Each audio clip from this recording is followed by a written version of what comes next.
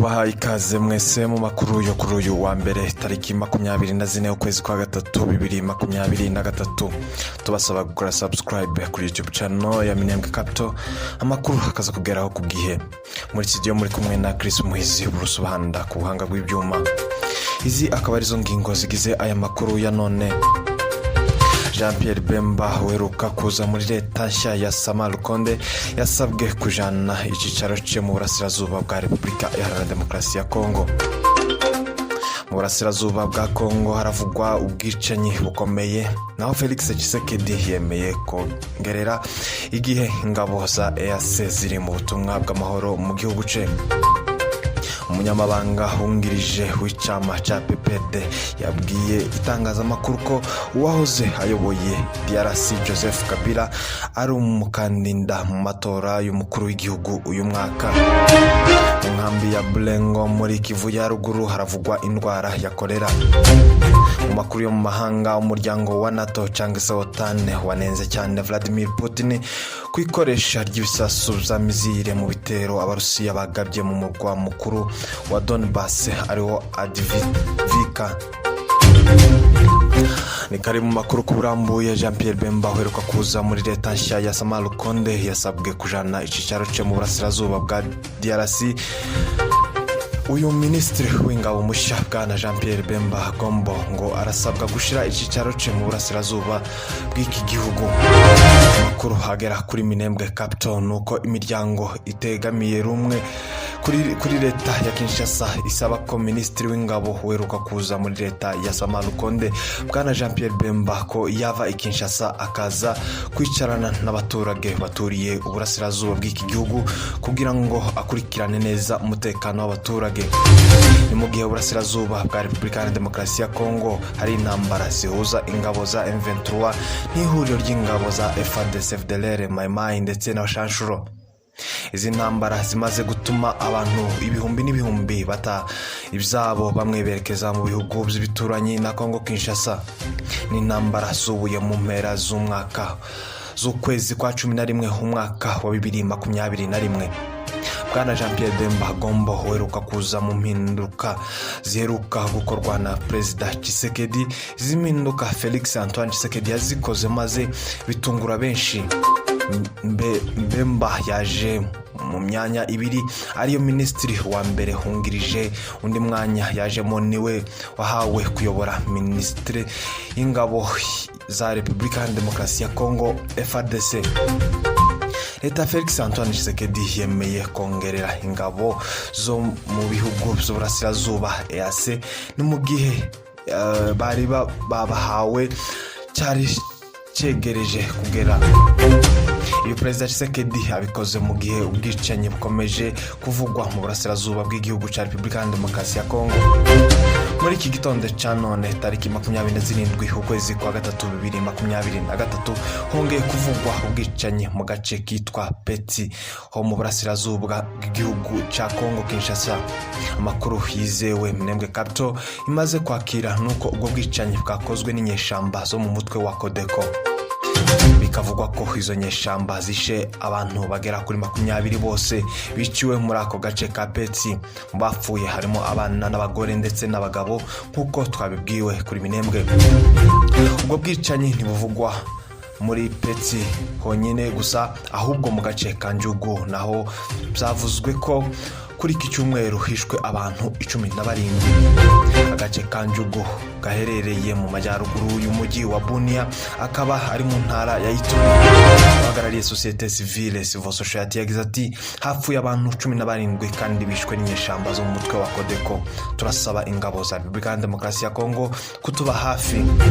Wowe ubona hari gisho hagarika ubwicanyi bukomeje gukorerwa abakongomani cyane mu burasirazuba bw'igihugu cya Repubulika Iharanira Demokarasi ya Kongo. Umunyamabanga wungirije w'icama ca PPRD yabwiye itangazamakuru ko Joseph Kabila ari umukandida mu matora y'umukuru w'igihugu uyu mwaka. Ferdinand Kambere yatangaje ko Joseph Kabila aziyamamaza mu matora y'umukuru w'igihugu uyu mwaka muri Repubulika ya Demokarasi ya Kongo. Umunyabanga wungirije w'icyama cya PPRD bwana Ferdinand Kambere yabwiye itangazamakuru mu murwa mukuru wa Kinshasa ko uwahoze ari Perezida Joseph Kabila aziyamamaza mu matora y'umukuru w'igihugu ateganywa kuba uyu mwaka mu kwezi kwa 12. Yagize ati abakunzi b'umugambwe wanyu wa PPRD ni mubimenye ko nta kizabuza Joseph Kabila kwiyamamaza kandi turabasaba kuzamuhundagazaho amajwi. Turabyizeye neza ko azayobora neza.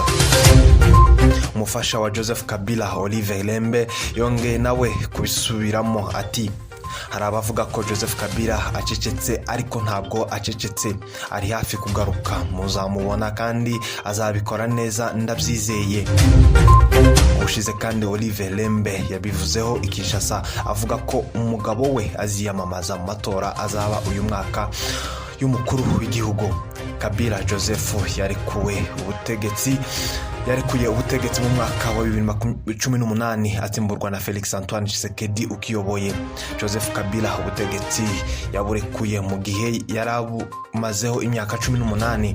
Abenshi bavuga ko nta kintu yahinduye mu gihugu, ni mu gihe intambara zakomeje kubica bigacika muri iyo myaka yamaze ku ngoma.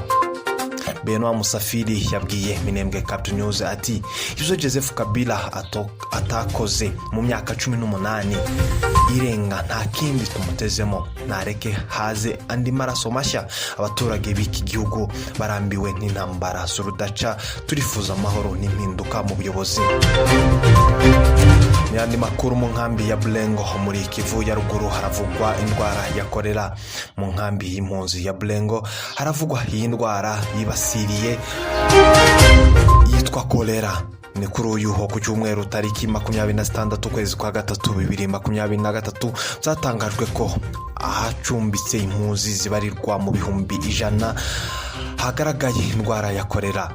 Izi mpunzi zicumbikiwe ahitwa Bulengo, aka ni agace gafite umuhanda uhuza Sake na Goma, umurwa mukuru w'intara ya Kivu y'Amajyaruguru.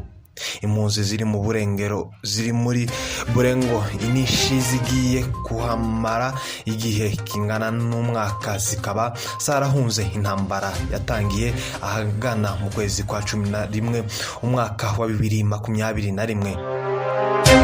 Intambara ihuza umutwe wa M23 n'ingabo za FARDC, bikavugwa ko izi ngabo za Repubulika ya Demokarasi ya Kongo zifashwa n'izi nyeshamba FDLR, Mai Pareko n'abashashuro b'abazungu bavuye muri Bulgaria na Bulgaria.